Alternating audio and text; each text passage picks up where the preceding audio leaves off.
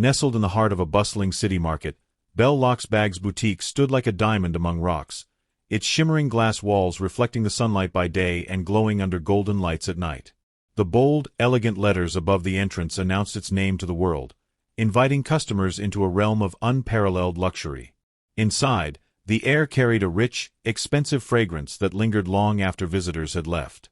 The floor, polished marble, gleamed like a mirror beneath the soft glow of crystal chandeliers hanging gracefully from the ceiling. Every shelf was lined with handbags that whispered luxury, Italian leather, rare crocodile skin, and custom designs embossed with gold and silver. Each bag rested on plush velvet cushions, as if it were a treasure meant to be worshipped. In the center of the store, encased in gleaming glass, sat the most exclusive and expensive pieces, some worth more than an entire house. And at the heart of it all was Aset Pete, the woman who owned it, the crown jewel of the boutique itself. She was breathtaking. Her beauty had the kind of allure that made strangers stop in their tracks. Her skin, smooth and flawless, was the color of rich honey. Her hair was always styled to perfection, and she dressed in a way that made every inch of her beauty shine. She moved with the grace of a queen, her high heels clicking softly against the marble floor as she greeted customers with a warm, practiced smile. One afternoon, as Aset stood in the middle of her luxurious store, surrounded by admiring customers, a voice called out to her. She turned, and the sight of the woman standing before her sent a jolt of shock through her body. "Aset? Is this really you, or am I dreaming?" It was Glory. Like long-lost sisters, they embraced tightly, their past rushing back to them in an instant. Aset led Glory to a luxurious chair, her friend's eyes filled with wonder. "How? When did you get all this? Please, show me the way." Glory's voice was filled with urgency. Aset laughed softly, leaning back with effortless confidence. "My dear, it's God." Glory scoffed. "God? I don't want to hear that. I know you, Aset. Tell me exactly how you did it." Aset shrugged, her lips curving into a knowing smile. "It was a man, really. He gave me money to start this business, and now, look, God has blessed me." Glory's eyes narrowed slightly. She knew Aset better than anyone. They had been childhood friends, had grown up together in hardship. She remembered a time when Aset was so poor that she nearly starved. Just a few years ago, she had been nothing, a girl who could barely afford food, who had been caught stealing in the market more than once. And yet now, she sat before her, wrapped in wealth, draped in designer clothes, surrounded by riches. As they laughed and reminisced about old times, a lingering doubt gnawed at Glory's mind. When she finally returned home that evening, she sank into her chair, her heart pounding. This wasn't normal. She knew Aset's past too well. Aset had been born into a poor family of 8, the youngest child, the one who despised hard work. Fetching water, sweeping the compound, helping her mother cook, it all felt like punishment to her. But there was one thing Aset loved more than anything else: luxury. Even as a child, she had spent hours admiring the shiny jewels in market stalls, running her fingers over the soft leather of expensive handbags, longing for things she couldn't afford. By 16, she was obsessed with living the high life. She borrowed wigs, bags, and dresses from friends just to fit in with the rich girls at school, and never returned them. When borrowing no longer worked, she started stealing. At first, her victims forgave her, bewitched by her beauty and charm. But as she grew older, her hunger for luxury only deepened. Expensive wigs, designer bags, gold jewelry, she didn't care how she got them. She just had to have them. Glory remembered one particular day. Aset had invited her to the market, and together they had strolled through the aisles, admiring clothes and shoes. Aset bought a few things, but when they returned home, Glory was stunned. "How did you get all these things? You didn't pay for them," she gasped. Aset had only laughed. "You need to be smart to get rich in this life." Then she pulled out something else, a brand new phone. Glory's hands flew to her mouth. "Whose phone is this?" "I just took it from someone's bag." Aset laughed again, a careless, reckless sound. "You're too much of a good girl. That's your problem." That evening, Aset disappeared. Search parties were organized, a police report was filed, nothing. 2 days later, she returned, unharmed but different. She told Glory a strange story. The phone she had stolen belonged to a herbalist, a man with powers beyond understanding. Something had pulled her toward an unfamiliar village, as if in a trance. When she arrived, the man took his phone back and warned her, "No one steals from him and walks away untouched." He had wanted to kill her, but she had cried and begged for her life. In the end, he let her go. Glory had found the story odd. Aset looked like she was hiding something, but she never asked her more. Not long after, Aset vanished from the village. 3 years passed without a word. And now, here she was, a woman of unimaginable wealth.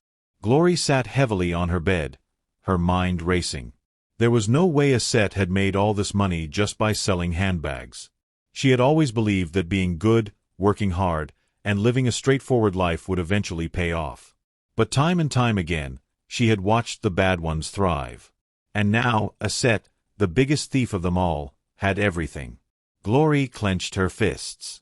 She had to find out Aset's secret. Determined, she began visiting the boutique frequently.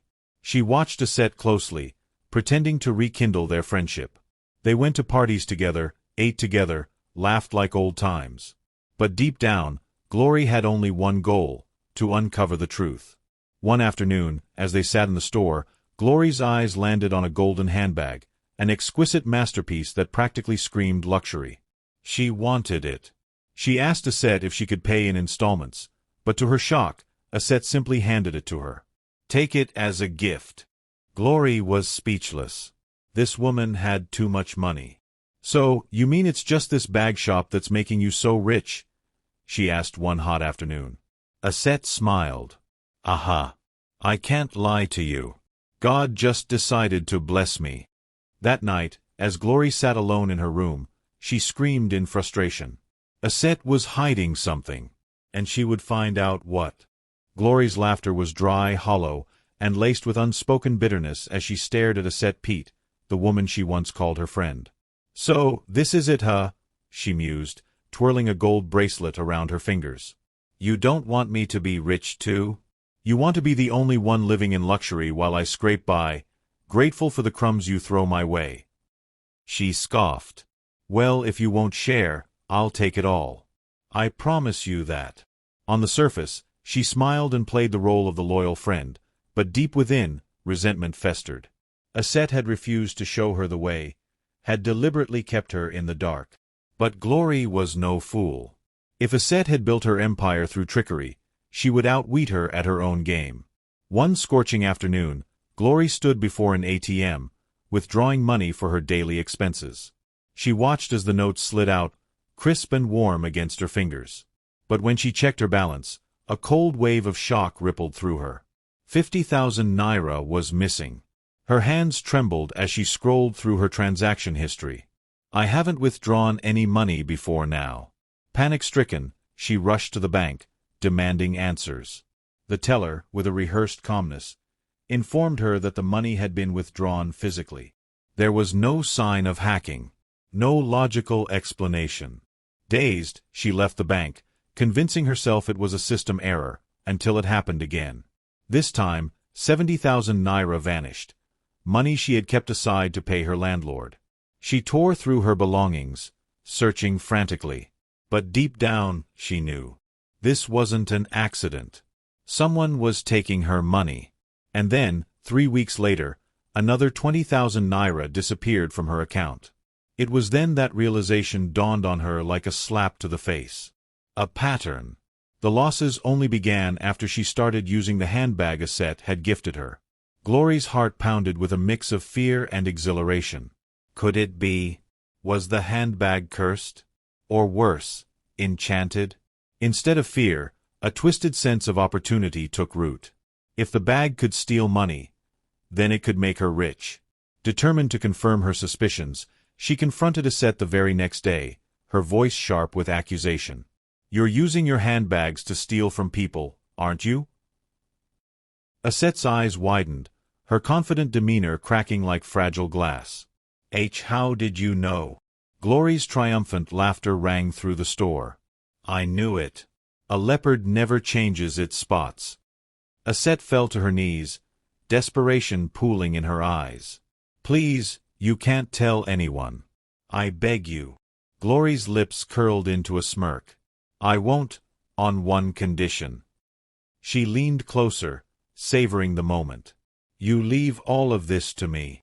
Aset gasped. What are you saying? If you don't, Glory continued, eyes gleaming with dark satisfaction, I'll expose everything. And you know what that means. Aset swallowed hard. She was trapped. I thought we were friends, she whispered. Glory sneered. Friends? When I begged you to show me the way, did you help me? No. Then why should I help you now? Silence stretched between them, thick and suffocating. Finally, Aset exhaled in defeat. Fine. But I need to officially announce you as the owner. If not, customers won't trust you. Glory grinned. This was easier than I thought. That evening, Aset took to social media, announcing that she was merely an acting owner all along. The real mastermind, she claimed, was Glory. She declared her departure from the business, stepping away from it all. 1 month later, Glory sat in the boutique's grandest chair, basking in her newfound wealth. Dressed in silk and draped in gold, she flipped lazily through the sales book, sipping expensive wine. This was the life she had always dreamed of. But her bliss was short-lived. A commotion erupted outside, voices rising, footsteps stomping. Before she could react, hundreds of furious women stormed the store, their eyes blazing with rage. Thief! One screamed. Glory barely had time to comprehend what was happening before chaos unfolded. Sticks and weapons crashed against the shelves, shattering glass, tearing down displays. They destroyed everything in sight, their fury unstoppable. Before she could even blink, someone hurled a bucket of urine at her, the stench making her gag. And then, the beating began. Fists rained down on her. Shoes slammed against her ribs. Hair was yanked, skin scratched. She screamed, but there was no mercy in their eyes, only vengeance. How dare you steal from us? Glory's world spun as the pain consumed her. And then, the worst, a tire was forced over her body. No. Please! She shrieked, but they were deaf to her cries. Just as someone reached for a matchstick, sirens pierced the air. The police arrived just in time. Bruised, broken, and barely conscious, Glory was dragged to the station, her mind reeling.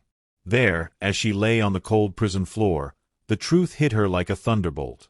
The women had discovered the truth. The boutique had stolen millions from them. Through her swollen lips, she cursed Aset Pete. That traitor! She must have exposed everything. She pleaded with the officers, swearing her innocence, blaming Aset. But no one believed her. And when the trial came, the sentence was swift. 50 years in prison. By the time she would be free, she would be 82. Her life was over. A year passed. Glory was a shell of the woman she once was, broken and forgotten. Regret became her only companion. Then, one day, she was informed of a visitor. She shuffled forward, her heart pounding with a mix of rage and hope. And then, she saw her. Aset Pete. Glory lunged, ready to tear her apart, but the guards held her back. Aset's eyes were filled with something unexpected. Guilt. When did you become like this? Aset whispered, tears brimming. You were the good one. The honest one. The contented one. I envied you. I wanted to be like you. Glory choked back a sob. Envy. Me. Aset sighed. You never even asked how the money disappeared, did you? Glory's breath hitched. You remember when I disappeared for 2 days all those years ago? Aset's voice wavered. The herbalist whose phone I stole. He cursed me. He made me work for him, running this store. He enchanted the handbags. Anyone who kept money, cards, or valuables in them would have their wealth siphoned away. Glory gasped. The boutique wasn't even mine, Aset continued. The herbalist owned 60% of it. I just did the work. Glory trembled. It was all a trap. I wanted out, Aset confessed, voice breaking. So I gave you the bag, hoping you'd figure it out and break the spell. Glory collapsed to her knees. It wasn't just greed. It was a curse. Aset wiped her tears and turned away. I tried to save you, Glory. But you made your choice. And with that, she left. That was the last time Glory ever saw her. Aset Pete disappeared, relocating to a faraway country, leaving her past behind. This time, she built her fortune with honesty, never stealing again. But for Glory, it was too late.